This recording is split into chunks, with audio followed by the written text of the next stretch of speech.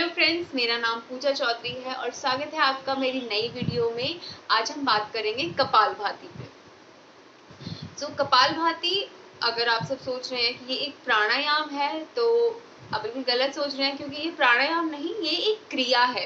प्राणायाम जितने भी होते हैं वो हमारी बॉडी को शांत करते हैं, जबकि जो कपालभाति है वो हमारी बॉडी में हीट प्रोड्यूस करती है, बहुत गर्मी उत्पन्न करती है और ऊर्जा उत्पन्न करती है। तो इसीलिए बहुत ज़रूरी है कि हम कपालभाति का जो प्रैक्टिस है उसे ठीक तरीके से समझने के बाद और बहुत धीरे धीरे स्टार्ट करें। तो इसका मैं एक एग्जांपल देती हूँ। आपने पुराने ज़माने में जो ऋषि मुनियों को देखा होगा, वो कभी उनको आपने स्वेटर पहनते हुए नहीं देखा, राइट? वो इसीलिए क्योंकि वो कपालभाति की प्रैक्टिस से, कपालभाति की सही प्रैक्टिस से अपने अंदर इतनी हीट जनरेट कर लेते थे कि उनको ठंड लगती ही नहीं थी। चाहे वो हिमालय में रहे या फिर किसी भी ठंडी जगह पर रहे, उन पर ठंड का कोई असर नहीं पड़ता था।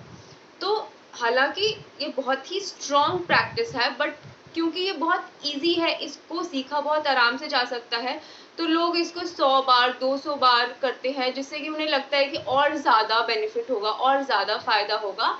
लेकिन ये बिल्कुल गलत है, क्योंकि कपालभाति मैंने सबको करते हुए देखा है, लेकिन इसके बाद मैंने काफ़ियों को सिर दर्द की शिकायत, देन कमर दर्द की शिकायत, फिर उनको कभी चक्कर आने लगते हैं ये कपालभाति करने के बाद।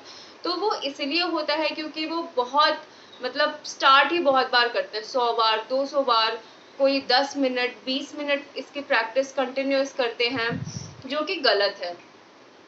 इसको हमें स्टार्ट करना चाहिए 10 से 15 स्ट्रोक से, और जानेंगे हम कुछ ऐसे ही बातें। तो चलिए स्टार्ट करते हैं आज की इस वीडियो में आप जानेंगे कि कपालभाति करने का सही तरीका क्या है, और कौन सी ऐसी बहुत कॉमन मिस्टेक्स हैं जो कि लोग करते हैं, जिस वजह से उनको हार्मफुल इफ़ेक्ट्स होते हैं उनकी बॉडी पे।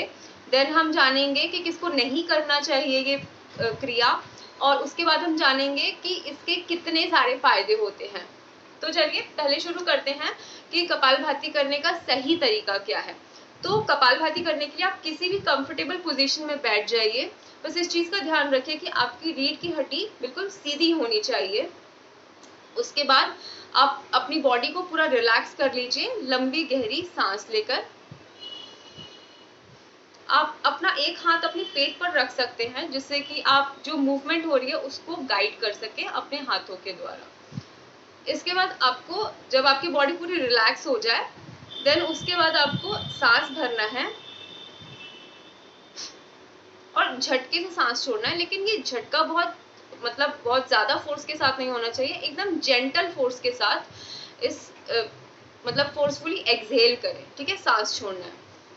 इसमें जो हम सांस छोड़ते हैं वो एक्टिव होता है, हम वो खुद से फोर्स लगा के करते हैं, लेकिन जो सांस लेना होता है, इनहेलेशन, वो पैसिव होता है, उसमें कोई जोर नहीं लगाना पड़ता, वो नेचुरल होता है बिल्कुल, ठीक है? तो मैं आपको ये प्रैक्टिस करके दिखाती हूँ।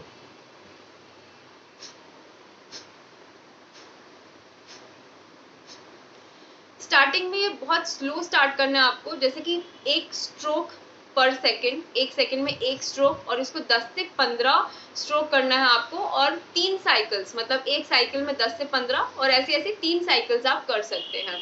तो इसका करने का सही तरीका क्या है? पहले आप 3 से 4 लंबी गहरी सांस लें, उसके बाद एक साइकिल करें 10 से 15 बार, देन उसके बाद फिर से 4-5 लंबी गहरी सांसें, दूसरी साइकिल, और फिर ऐसे ही आपको तीसरी साइकिल रिपीट करनी है।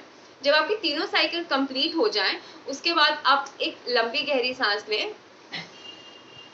और सांस छोड़ने के बाद आप सांस रोक के रखें। उसके बाद जितनी देर तक आप कंफर्टेबल हो, बिना जोर लगाए। उसके बाद आप फिर से लंबी गहरी सांसें लें, अपनी बॉडी को रिलैक्स करें, और आपकी ये क्रिया कंप्लीट हो जाएगी फिर उस दिन के लिए। और क्योंकि ये क्रिया आपकी बॉडी में बहुत ज़्यादा हीट प्रोड्यूस करती है, तो अगर गर्मियों का मौसम है तो इस क्रिया को रोज़ाना ना करें, एक दिन छोड़कर एक दिन आप अभ्यास कर सकते हैं, और अगर सर्दियाँ हैं तो आप इसका प्रयास रोज़ कर सकते हैं। देन अब हम बात करेंगे वो कॉमन मिस्टेक्स जो कि लोग करते हैं कपालभाति क्रिया में। तो आपने मोस्टली जो भी कपालभाति करते हैं गार्डन्स में या फिर सेंटर्स में, देखा होगा कि वो अपनी पूरी बॉडी को हिलाते हैं, जैसे कि आपने ऐसे देखा होगा करते हुए उन्हें। ये बिल्कुल गलत तरीका है, क्योंकि इसमें जो कॉन्ट्रैक्शन है वो सिर्फ पेट का हो रहा है, तो इसमें पूरी बॉडी की मूवमेंट बिल्कुल भी नहीं या बहुत कम होती है, सिर्फ पेट का मूवमेंट इसमें होना चाहिए। यह है पहली गलती, जिसको आपको रिपीट नहीं करना है इस वीडियो को देखने के बाद। देन दूसरी गलती है कि प्रॉपर रिदम मेंटेन नहीं करते, एक लय में नहीं करते। जैसे कि अब मैंने शुरू किया तो मैं बहुत जल्दी जल्दी करूंगी, उसके बाद जब मैं थक गई तो फिर धीरे हो जाएगा। नहीं, इससे आपकी बॉडी को हार्म हो सकता है। जो सही तरीका वो ये है कि स्टार्टिंग से लेकर एंड तक सेम लय मेंटेन होना चाहिए, सेम रिदम होना चाहिए। जैसे अगर आप 1 स्ट्रोक पर सेकंड कर रहे हो तो लास्ट तक आपको 1 स्ट्रोक पर सेकंड ही करना है। हाँ, टाइम के साथ आप इसकी स्पीड बढ़ा सकते हो और मतलब पर स्ट्रोक्स भी बढ़ा सकते हो, स्ट्रोक्स पर साइकिल, बट वो टाइम के साथ, नॉट इमीडिएटली। जैसे कि आज आपने 15 स्ट्रोक्स किए पर साइकिल, तो आप ये नहीं कर सकते कि अब कल आप कल ही आप 20 स्ट्रोक्स कर दो। नो, आप कम से कम 1 महीने तक उसको मेंटेन रखें, उसके बाद आप बढ़ाएं। देन तीसरी मिस्टेक है कपालभाति और अनुलोम विलोम प्राणायाम को साथ में करना। कपालभाति एक क्रिया है और ये प्राणायाम है। कपालभाति आपकी बॉडी में हीट जनरेट करता है, गर्मी पैदा करता है, और अनुलोम विलोम जो है वो ठंडक पैदा करता है। तो इससे हार्मफुल इफेक्ट्स हो सकते हैं आपकी बॉडी में, तो इसीलिए कभी भी दोनों को साथ में ना करें। दोनों के बीच में एक अच्छा खासा गैप होना चाहिए, कम से कम आधे घंटे का। और ये है कॉमन मिस्टेक्स। देन इसके बाद कुछ और बातों का आप ध्यान रख सकते हैं, जैसे कि कपालभाति के करने के एकदम बाद पानी ना पिए, एकदम बाद नहाने ना जाएं, थोड़ा एक अच्छा डिस्टेंस मेंटेन रखें दोनों के बीच में। देन अब हम बात करेंगे कपालभाति क्रिया किसको नहीं करना चाहिए। कपालभाति उनको नहीं करना चाहिए जिसकी पेट की कोई सर्जरी हुई है, क्योंकि इसमें फोर्स एक्सर्ट होता है ना, पेट पे फोर्स पड़ता है, तो इसीलिए कोई सर्जरी वगैरह हुई है तो ना करें। अगर आपको ब्लड प्रेशर या हार्ट डिजीज है तो बहुत स्लोली करें और एक अच्छे योगा टीचर के गाइडेंस में ही करें, अकेले ना करें। देन अगर आपको पेप्टिक अल्सर, ड्यूटेनल अल्सर, हर्निया या फिर ऐसी कोई प्रॉब्लम है तो फिर इसका अभ्यास तब तक ना करें जब तक आप ठीक नहीं हो जाते। देन उसके बाद बात आती है इसके बेनिफिट्स की। कपालभाति इसलिए भी इतना फेमस है क्योंकि इसके बहुत सारे फायदे हैं। तो इसको डिटॉक्सिफाइंग क्रिया भी इसीलिए बोला जाता है क्योंकि हमारी बॉडी की सारी गंदगी को निकालता है। इसमें हम फोर्सफुल एक्सहेलेशन करते हैं, राइट। तो इसमें जो भी हमारी बॉडी में एक्सेस कार्बन डाइऑक्साइड है इसको बाहर निकालता है। इस वजह से हमें बहुत लाइट भी फील होता है कपालभाति क्रिया करने के बाद, और इससे हमारा फेस ग्लो करता है। देन बाल झड़ना कम होते हैं और ब्लड को प्योरीफाई करता है, ब्लड सर्कुलेशन इम्प्रूव करता है, हमारा डाइजेशन बहुत अच्छा करता है, हमारी पाचन क्रिया इससे बहुत अच्छी हो जाती है। और अगर आपको गैस से रिलेटेड या एसिडिटी रिलेटेड कोई प्रॉब्लम होती है तो ये क्रिया आपके लिए बहुत ही फायदेमंद है। उसके बाद अगर आपको नींद ना आने की शिकायत है या फिर आपको नींद नहीं अच्छी आती तो भी ये आपके लिए बहुत अच्छा है। और एंजाइटी प्रॉब्लम्स या कोई भी माइंड रिलेटेड इश्यूज हैं उसमें भी ये बहुत हेल्प करता है। देन मैं आपको एक बोनस टिप दूंगी जिसकी हेल्प से आप इसके इफेक्ट्स को और इंक्रीज कर सकते हो। तो कपालभाति का प्रैक्टिस करने से पहले अगर आप भ्रामरी प्राणायाम कर लो तो ये उसके इफेक्ट्स को कई गुना बढ़ा देता है। तो मैं आपको बता देती हूँ कि भ्रामरी प्राणायाम का जो सिंपलर वर्जन है वो कैसे करते हैं।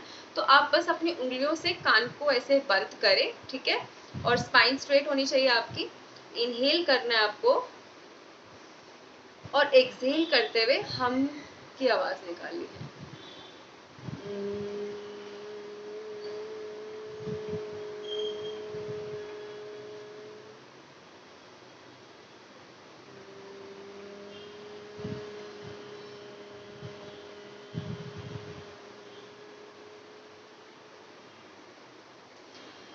तो पहले भ्रामरी प्राणायाम की प्रैक्टिस करें और उसके बाद कपालभाति करें, तो इससे इसके इफेक्ट्स और ज़्यादा बढ़ जाएंगे। देन आज की वीडियो के लिए इतना ही। अगर आपको और कोई डिटेल्स चाहिए तो प्लीज़ कमेंट सेक्शन में बताएं हमें, और कोई भी अगर डाउट्स हो इस वीडियो से related then also please ask. और तो फिर आज के लिए इतना ही। अगर आपको वीडियो पसंद आई तो please like, subscribe and share with your friends and family. तो मिलते हैं आपसे नई वीडियो में, तब तक के लिए बाय बाय।